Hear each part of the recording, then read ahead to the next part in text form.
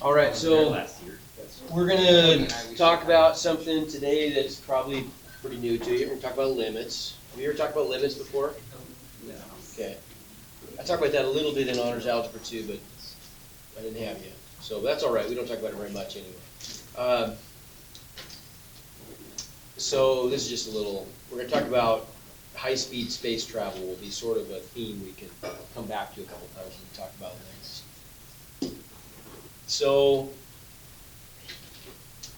a lot of times, sci-fi, we deal with the inconvenient truth of the universe being very widespread and not very concentrated. And anything that's interesting, any interesting aliens you want to work with in some capacity or fight with or whatever, they're so far away that to get there we have to travel really fast, right? But there's a problem with that. Okay, here's the problem. Einstein showed that there is a limit to how fast any object can travel. And I don't know how familiar you are with relativistic physics, but we'll talk about that a little bit here throughout the year. It's fun to talk about.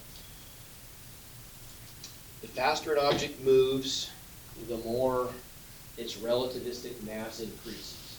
Okay? You can think of it as the energy invested in the object is increasing, its kinetic energy is increasing. And that poses a little problem to us.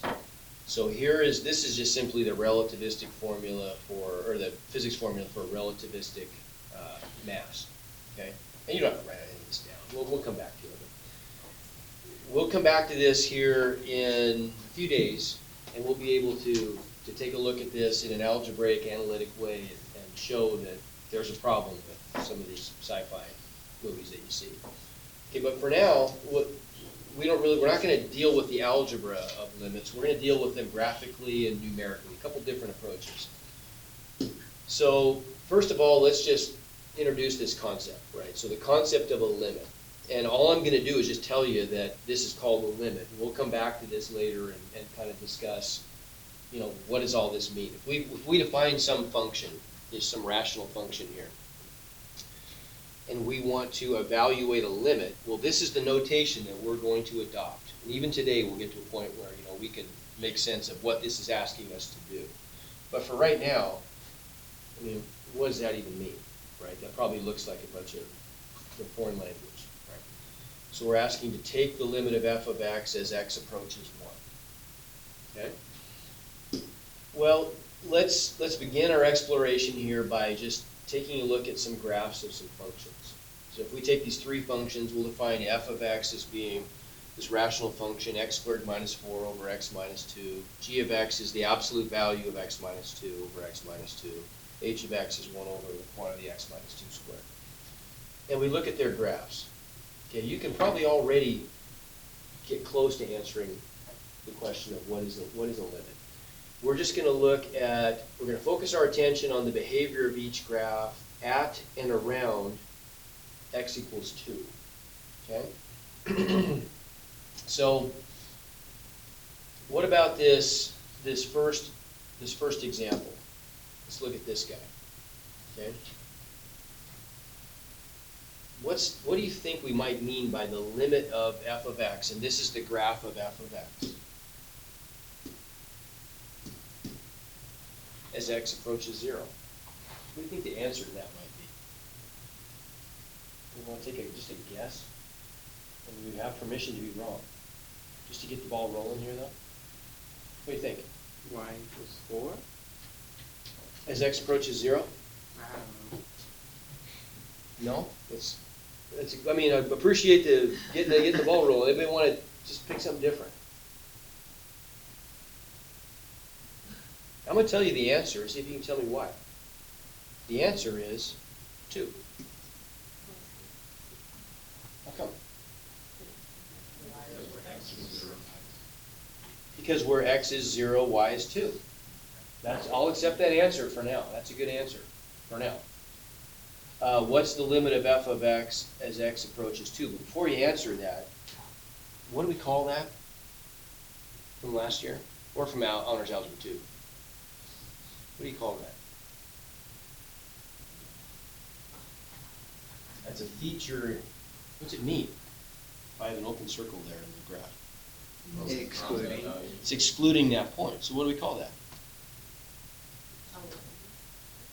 Oh, what do we it starts with an H. You guys have to talk about this about 1,000 times. What's the second letter? Oh. Be a hole, yeah. We never learned that. You guys didn't talk about that? No. Okay. Well, we'll go through that stuff. Yeah, that's a hole in a function. Yeah. So if there's a hole in a function, it's an excluded value from the function, right? So the ant walking along that function has to jump over that little puddle over there. Right? You can't go there. Okay. So if that's a hole in the function, if we have a hole in the function at x equals 2, that's a little more interesting question maybe. What's the limit of f of x as x approaches 2? Now this one was 2, right? Because the coordinates of that point are 0, 2. There is the limit. Okay, that's a good answer. And what's your rationale for that? Well, because when it's 0, it's 2, because that's where it crosses. Right. It will never, when x is 2, it will never cross any point of the line. Right, because the function is undefined at 2, isn't it? Right? If I try to evaluate the function at 2, I get back no answer. Okay? Okay, that's good reasoning. But this is the whole purpose that we introduced the concept of the limit, is so we can deal with functional behavior in the vicinity of, say, a hole. There are other reasons too, but that's one example. So the answer to this one is, drum roll, 4. Okay, how come?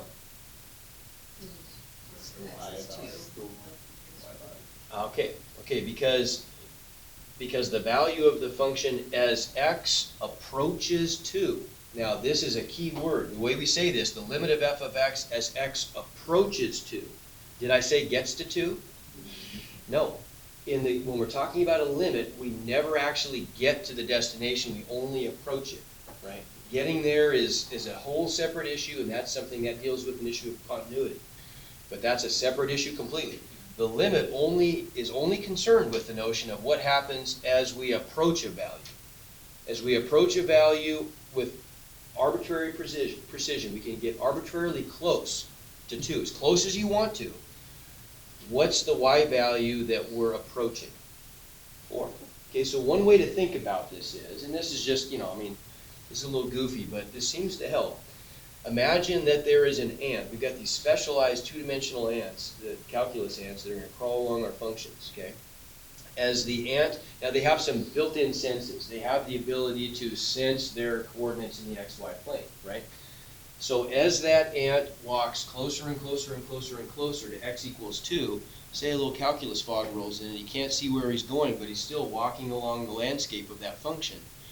He can't see that there's a hole there, but as he is about to step on x equals 2, what is his coordinate sensor telling him the coordinates are going to be when he gets there?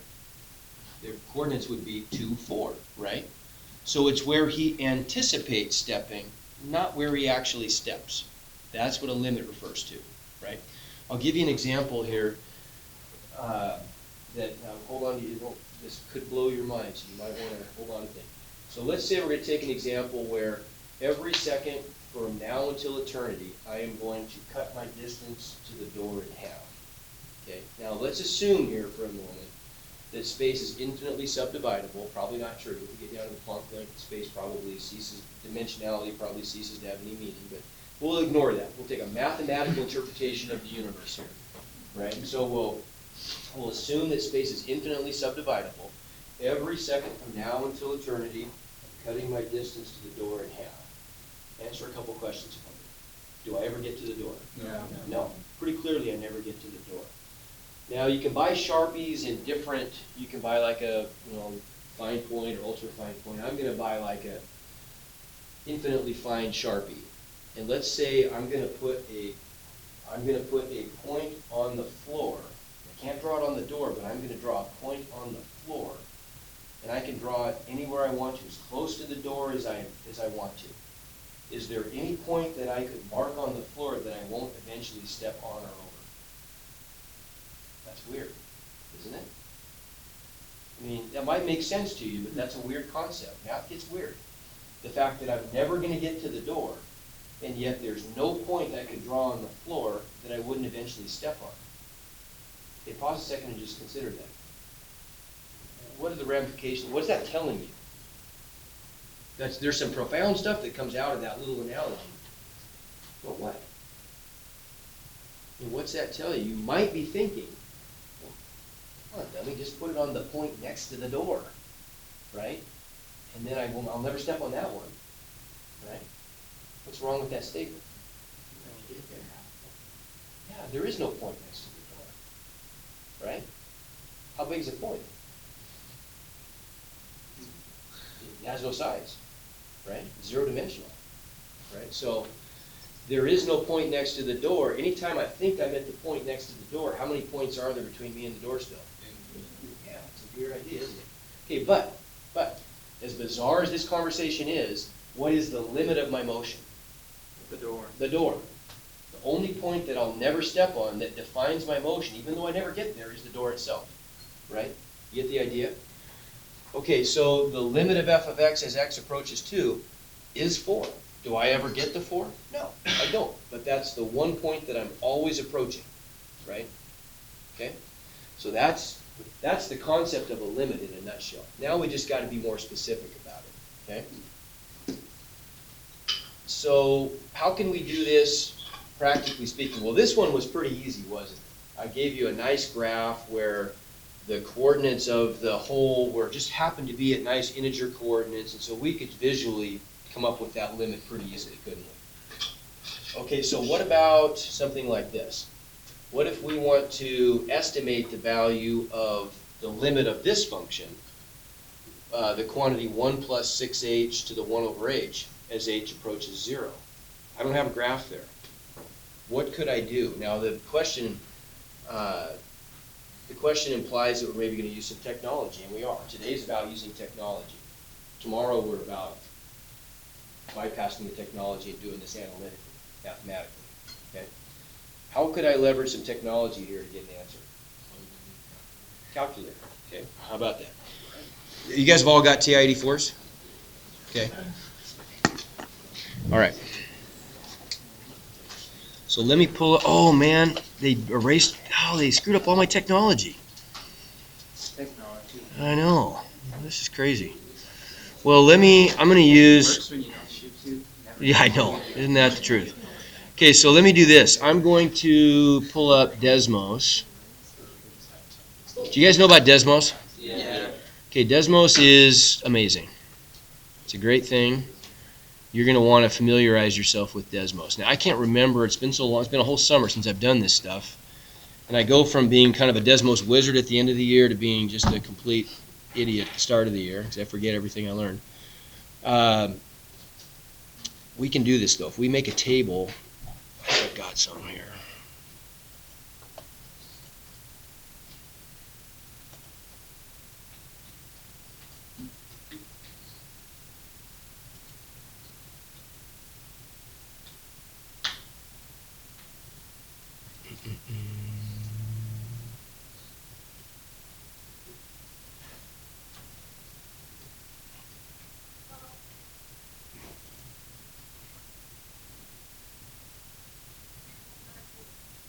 Give me just a second here. I don't want to have to load up my calculator. That might take a little while. But we're going to be, I need to have technology to use to do this today because this is important. Oh, I hate the start of the year. Let's see if that'll work. Yeah, okay, there we go. So there's a table. I got to remember how I did this now.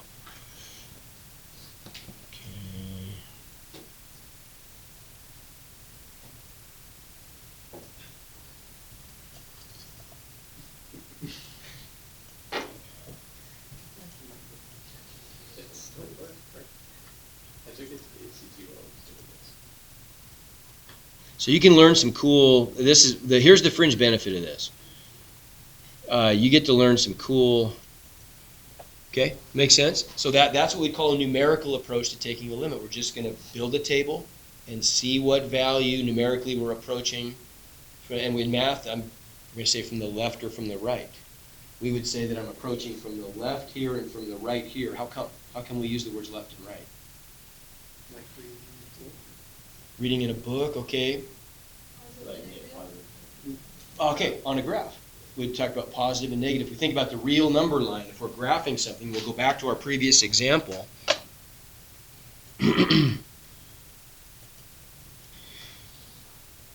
We'd say that we're approaching from the left means we're picking values of x that are smaller than 2, and we're approaching 2 from values less than 2, which on the real number line is from the left. From the right would mean we're approaching from values greater than 2. Okay? All right. So we got an answer. Okay? So let's take a pause then, and let's try to be a little more precise with this notion of a limit. Now, this is still a very informal definition that we're working towards, but it's very intuitive. This is how we, there's a really, I'm not going to spend a ton of time on it, but there's an epsilon delta, very tight. Cauchy defined this, mathematician. It's a really mathematically rigorous definition of a limit that's just really awkward, and it's hard to use, and it's not very applicable, and I'm going to show it to you at least, and we'll talk about why it's important. But a lot of times in math, we want to use something that works for us, and without having to have all this formalism attached to it. And so this informal definition of a limit is the one that we'll use all year, because it makes sense and it's easy to use, right? So what is the definition of a limit? We can think of a limit of a function at a number a as being one real number L, so it's going to have an answer, right? We got an answer when we did this example. The answer was 403.43. That's L. That's the value of the limit. In our first example, the answer was 4, right? So we're going to get an answer, some real number L, that the functional values approach as the x values approach a, provided such a real number L exists, right? Well, those were both real numbers that existed. Okay, stated more carefully, here's kind of our informal definition. And I'm going to read through this, and then we'll talk about any of the math formalism. I know this stuff gets a little bit awkward, right? But this is part of becoming a good mathematician, is becoming familiar with and comfortable with the formalities of math notation and the way that we would define things mathematically. Think about what the job of math is. Okay, I'm going to take you back to, this will be just kind of fun for a second. We're going to go back to as well as trying to get a jump on some calculus, but I would say that, and I don't want this to scare you, but you will do more algebra in this class than you've ever done in your entire careers combined. It's not a bad thing. You're going to come out of here being really good at algebra. Most of what we do is algebra. You are going to review trig. You're going to feel stronger about trig than you've ever felt by the end of the year, because we're going to review lots of trig and use it in different contexts. But at least half of the benefit of being in a calculus class your senior year in high school is not even the calculus. It's just the drawing everything together and filling in holes and feeling good about all the stuff you already have been exposed to, right? So let f of x be a function defined at all values in an open interval containing a. Well, already there's some strong mathematical language there that is very precise, but what does that mean? What does that even mean? Let f of x be a function defined at all values. That's implying all values of x, right? We're plugging it. A function is defined where its domain exists, where I'm able to plug values into the function, right? X is my input variable. Agreed? The output variable is f of x, right? You call that y if you want to. Y equals f of x. So the function is going to be defined at all values of x in an open interval containing a. What's an open interval? What's an open interval as opposed to a closed interval? Negative infinity spread the light, negative 10 to 10. Okay, so we could do, let's look on a number line, for example. And this is, we're just going to, this might be all we get through today. That's fine. If here's our real line, let's say this is 0 and that's 10. Okay? Somebody define a closed interval, maybe using 0 and 10. 0 to 10, okay, how would I write that? Am I gonna use brackets or parentheses? Brackets, okay. I could do something like, I could say 0 to 10, right? And if I were to graph that set, it would include the endpoints. If I use inequality notation, I would say x is greater than or equal to 0 and less than or equal to 10. But we'll favor interval notation in calculus because it's so much easier to see and use, right? What would an open interval be? What's the difference? Parentheses. Parentheses, okay. If I were to write this using parentheses,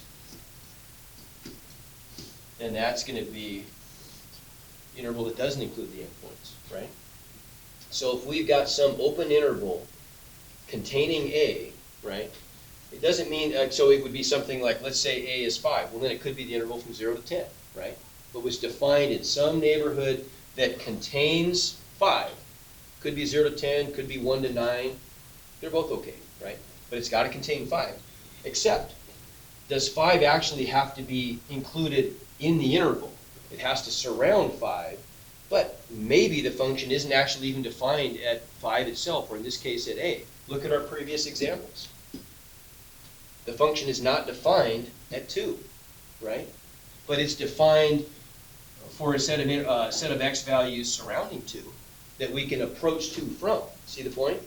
The ant's got to be able to walk towards 2 from the left and the right. He's walking through some values included in an interval. We might have just said, okay, we'll just go between 0 and 4, right? So the ant could start at 0 and walk with his little ant steps up towards 2 from the left, and his little ant steps down towards 2 from the right. That works. But he's still approaching a value of 2, okay? So far so good, right? Let f of x be a function defined at all values in an open interval containing A so that we can approach A from both directions, with the possible exception of A itself, get that, and let L be a real number, okay? If all values of the function f of x approach the real number L as the values of x approach the number A, then that's a limit, isn't it? Right? Does that make sense? Think what that means in terms of our previous example. For all the values between 0 and 4, as we approach 2, in either direction, we are approaching a specific value, which is 4. So 4 is our limit. That's L. You get the idea? Okay? So then, more succinctly, we could just say, as x gets closer to A, f of x gets closer to L. And this is the way we say that mathematically. All those words are replaced with this one simple statement that's really elegant. This says the limit of f of x as x approaches A equals L, right? So from now on, that's how we're going to talk about a limit. It means all this stuff, but we have to say it every time, right? We can define it symbolically using this notation, okay? Good place to stop. All right. See you tomorrow. I'm gonna be gone the next 2 days. Okay, I'll record everything, so yeah, you'll be good.